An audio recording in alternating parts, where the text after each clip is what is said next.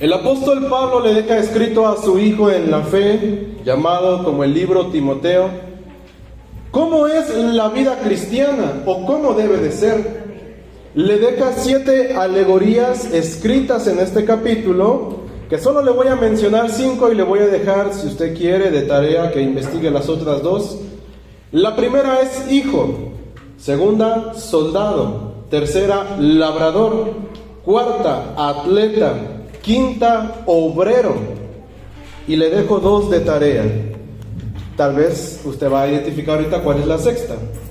Bueno, en este segundo capítulo de Timoteo necesitamos entender un poquito más y ayudándonos de la hermenéutica y de las diferentes traducciones para poder comprender lo que nos quiere decir el versículo. Porque la Reina Valera 1909 nos dice en el versículo 20, y asimismo unos para honra y otros para deshonra, hablando de los vasos. A ver, yo le pregunto a usted, ¿usted tiene vasos en su casa para deshonra? ¿Para avergonzar? ¿O será que necesitamos apoyarnos de la hermenéutica y de las diferentes traducciones para entender el significado que le quiere dar el Espíritu Santo en estos versículos? Mire lo que dice la misma traducción de la Reina Valera, pero en la versión 1960. ¿Alguien de aquí tiene la 1960? ¿No? ¿Sí? ¿Por ahí vi una mano? ¿No? No. Bueno, se la leo. Dice, esa parte dice, y unos vasos honrosos y otros para usos viles. Ya cambió un poquito. Se la leo en la Nueva Versión Internacional. Unos para usos específicos y otros para fines ordinarios. Eso sí tenemos en nuestra casa. En nuestra casa tenemos vasos que utilizamos todos los días. Dígame si no. Pero entonces el pastor nos va a ir a visitar, el obispo nos va a ir a visitar, la familia se va a reunir y sacamos otro tipo de vasos. O bueno, al menos en mi familia así es. Vasos para usos especiales y vasos para usos ordinarios, para todos los días. Ahora, el tema del día de hoy es el vaso santificado. ¿Qué significa la palabra santo? Santo proviene de la palabra hebrea kadosh, que significa ser separado, apartado, alejado de lo impuro y profano y destinado al servicio de Dios. Los sacerdotes que eran de los levitas, pero que ellos eran más apartados que los levitas, eran más santos para el servicio de Dios. Usted puede leer en Levíticos 21 y enlistar todo lo que ellos se tenían que apartar. Le diré unas cosas rápidas. Sacerdotes, ¿sí sabemos quiénes son los sacerdotes? Recordemos que eran 12 tribus de Israel, de las cuales Dios escoge una y le dice, yo seré su heredad, ustedes no tendrán tierra, ustedes serán para mi servicio. Los levitas eran apartados de las 11 tribus, eran más santos. Pero de esos santos había otros que eran más santos, la familia de Aarón, de los cuales ellos no podían ni acercarse a un muerto, al menos que sea un pariente cercano. No podían raparse en la cabeza, ni despuntarse la barba, no podían hacerse heridas en el cuerpo, no podían casarse con prostitutas, ni divorciadas, ni con una mujer que no fuera virgen. Si su hija era prostituta, la hija se profanaba y profanaba a sí mismo a su padre. Es decir, ya no podía ejercer el sacerdocio. Por eso hay unas denominaciones o religiones que aquí, en el Buen Pastor, al menos quien comete el pecado es el que lleva el juicio. Pero hay otras donde el hijo o los padres pagan por los hijos. Si el hijo cometió algo y los papás son consejeros o son de un rango alto, los pasan a traer. Probablemente se basen aquí. Una más, ningún defecto físico podían tener los sacerdotes. No podían ser cojos, ni ciegos, ni mutilados, ni deformes, ni lisiados. De los santos, de los levitas, había otros que eran más santos. más apartados, más dedicados, que eran los sacerdotes. Siguiendo la secuencia y la hermenéutica de este capítulo, en el versículo 15 se nos habla de que procuremos con diligencia presentarnos a Dios como obreros aprobados. Creo que esto se nos ha hablado y lo conocemos muy bien, o al menos los que tenemos un ministerio, se nos ha hablado de presentarnos a Dios como obreros aprobados. Mire, pero atención. Siguiendo la hermenéutica, la secuencia, no saliéndonos del tema ni del contexto, ahí ya se nos habla que nos presentemos como obreros aprobados. Pero en el versículo 20, dígame fuerte cómo comienza el versículo. ¿Con qué palabra? El 20. Más. Que es una disyunción.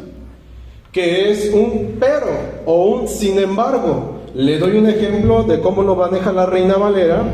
Nuestro Señor Jesús dijo: habéis oído, amarás a tu prójimo y aborrecerás a tu enemigo, pero más, eso déjenlo allá, más yo os digo,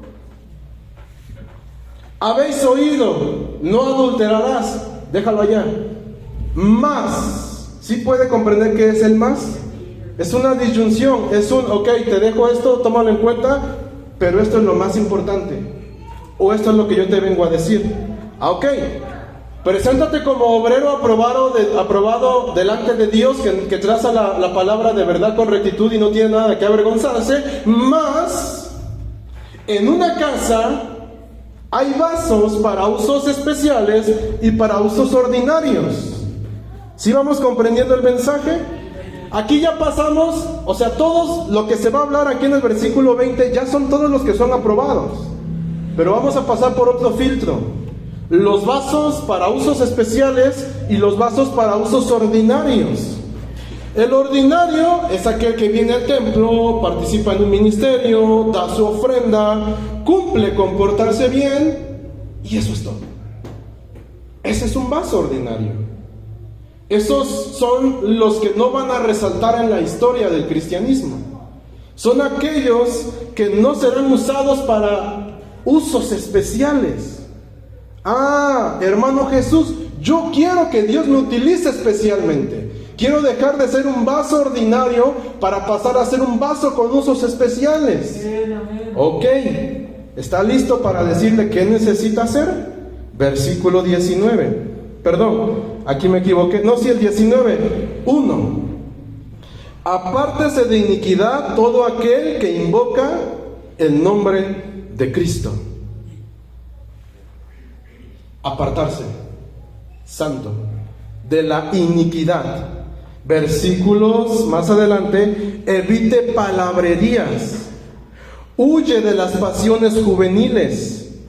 Siga la justicia, fe, amor y la paz, y júntese con los que de corazón limpio invocan al Señor.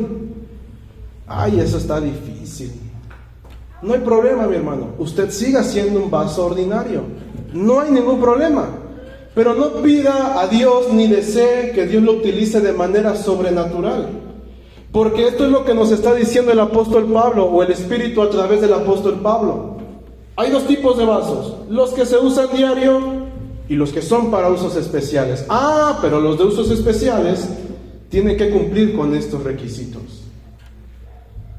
Huye de las pasiones juveniles. Tal vez uno dirá: esto es para los jóvenes. No. Las pasiones juveniles están en el corazón del hombre desde que comienza a saber qué es el pecado hasta que muera. Esas pasiones siempre están. Yo tengo concupiscencias, yo sé bien cuál es mis concupiscencias. Y la otra vez hablaba con mi mamá, le preguntaba cómo les fue en el estudio bíblico, y me mencionaba acerca de lo que se habló en el estudio bíblico. Y cómo algunos hermanos hicieron comentarios y dijeron: es que es difícil quedarse callado, es difícil. Y yo le dije: mamá, a mí no me cuesta eso. Yo sé quedarme callado, yo puedo ser templado, manso. Ah, pero a mí me cuesta esto. Esto sí me tiemblan las manos y se me pone enfrente. Porque a veces juzgamos a los demás por algo que a nosotros no nos cuesta, pero tenemos algo que a todos nos cuesta. Todos tenemos concupiscencia, desde el recién bautizado hasta el más longevo en el Evangelio. Todos. Hermano Jesús, eso no es bíblico.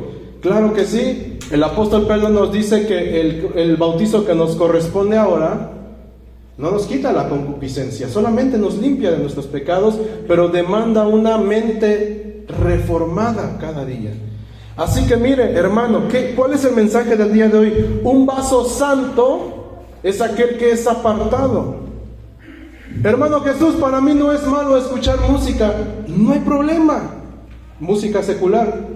No hay problema, mi hermano. Sígala escuchando, mi hermana. No hay problema.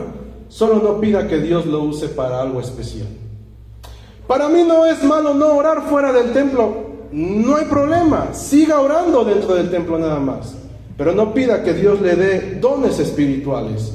Para mí no es malo hablar palabrerías o estar en la iniquidad, juntarme con amigos que son inicuos. No hay problema. Pero no le pida a Dios que lo utilice de manera sobrenatural.